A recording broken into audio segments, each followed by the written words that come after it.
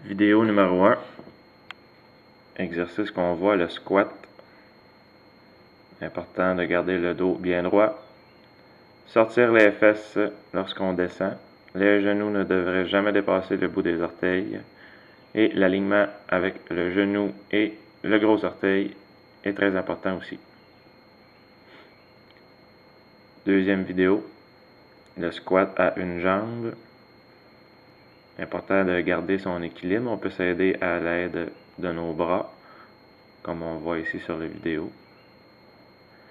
Même chose ici, garder le dos bien droit.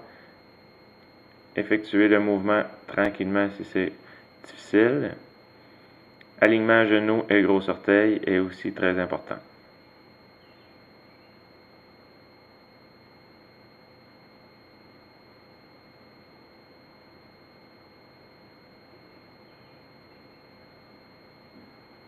C'est vidéo numéro 3, extension de la hanche. Important, lorsqu'on redescend la jambe, il ne faut pas que le pied touche au sol. Même chose, on garde le dos bien droit et avoir une bonne stabilité au niveau des abdominaux.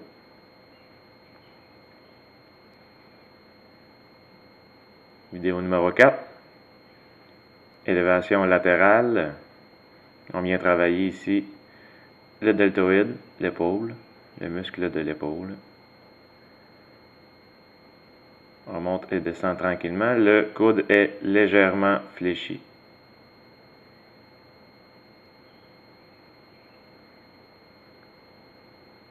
Si on va pousser en alterné vers l'avant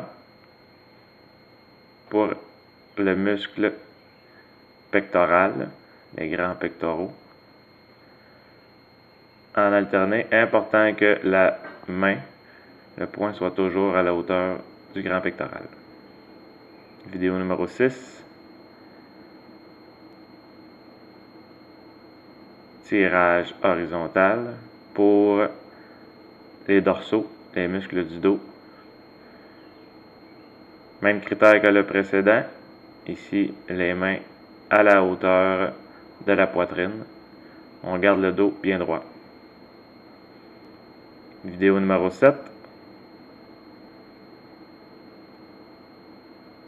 Exercice de gainage. Ici, ce qu'on fait, c'est qu'on lève le bras et la jambe en alterné. Donc, le bras droit et la jambe gauche. Le bras gauche et la jambe droite. Important de garder le dos bien droit et les abdominaux doivent être contractés en tout temps. Vidéo numéro 8. Si on fait le tour du ballon suisse à l'aide de petits pas de côté. Dos bien droit, on contracte les abdominaux et on essaie de faire le tour au complet. Vidéo numéro 9. Rotation du bassin. Important ici d'aller porter les deux bras, les deux mains à la hauteur de l'épaule.